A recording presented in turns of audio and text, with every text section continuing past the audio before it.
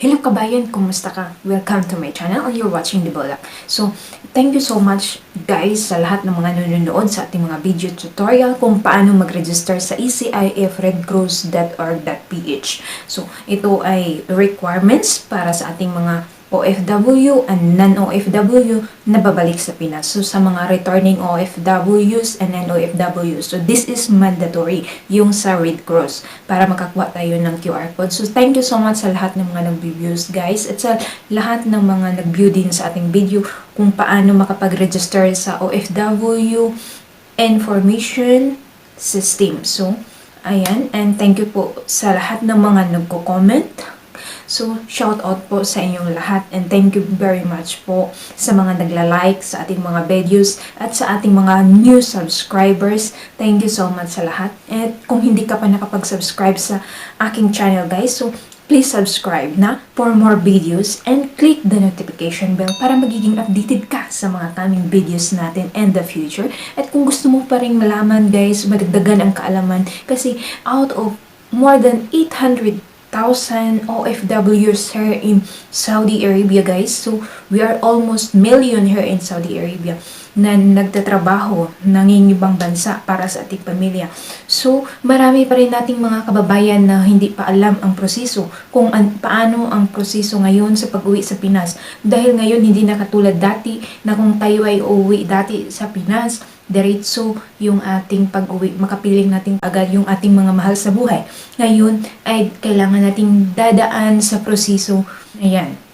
So, may mga nagtatanong kung mayroon pa bang quarantine pagdating nila sa Pinas ngayong mag-flight sila o uwi sila ngayong December. Yes po, mayroon pa rin pong quarantine as long as hindi pa nawawala ang COVID-19. At sa mga nagtatanong po ng mga kababayan natin na free ba ang quarantine facilities or quarantine hotel sa mga OFW? Yes po, free po. Sa UWA po ang sagot. Gobyerno po natin ang sagot sa ating quarantine. Sila po yung magbabayad at sila yung mag-provide ng ating hotel. So, yung foods is libre. And then, kung tayo po ay magiging negative ang result sa ating swab test, paano po ba tayo makakauwi sa ating lalawigan? So, kung nasa probinsya po tayo, libre po ba ang pamasahe natin? Yes po, ang transportation po natin is libre po sa UWA. So, ayan po. At sa non-OFWs po, yung quarantine po is kayo po yung mag-book ng inyong mga hotel. So, before po kayo uuwi sa Pinas, before po kayo magbalik sa Pinas, kailangan po nakabook na po kayo sa inyong mga hotel para dire-diretso, less hassle din. At magre-register po kayo sa Red Cross din. Kasi mandatory po ang Red Cross sa OFW and non-OFW. Ang kaibahan lang ng OFW at non-OFW, kasi po ang OFW is free ang quarantine, free ang transportation pauwi sa lalawigan, while the non-OFW is hindi po siya free, hindi po siya libre. Yung hotel po, kayo po yung mag-provide ng hotel ninyo for quarantine. Yung pamasahe po, yung transportation pauwi sa inyong lalawigan kung kayo ay uuwi pa sa inyong provinces. So, kayo po yung mag-provide ng inyong pamasahe, ng inyong transportation. So, ayan po. Sana po makatulong po sa inyo ang video na to.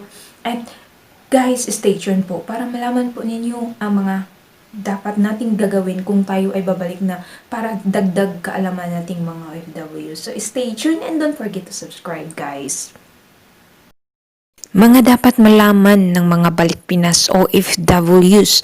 Pagdating natin sa airport, kailangan natin mag-register sa redcross.org.ph 3 days before ang ating flight. So, attention pilot passengers, to facilitate your immediate swab test in Manila upon arrival, please register to the below link before boarding your flight. Importante po na mag-rehistro dito bago kayo sumakay ng eroplano. So, after registration, please save the QR code. Pagdating sa airport, please present your QR code sa verification counter. Kunin ang 6 barcode sticker at idikit ang isa sa iyong passport. Magpa-swab test sa testing booth. Isubmit ang natitirang barcode. Pumunta sa immigration at ipakita ang passport para sa quarantine assignment. Magtungo sa mga sumusunod. Ang mga OFWs ay magpunta sa OWA desk. Ang seafarer with local manning agency is magpunta sa LMA desk. Ang non-OFW ay magpunta doon sa Department of Tourism desk. Thank you so much for watching, guys, and I hope this video is nakakatulong sa inyo. So, kung mayroon kang natutunan sa video na to, please don't forget to subscribe, like, and share my video para naman maraming mga kababayan natin na mai-inform at malalaman din nila at makakatulong tayo sa kanila. So, thank you so much for watching. May God bless you all.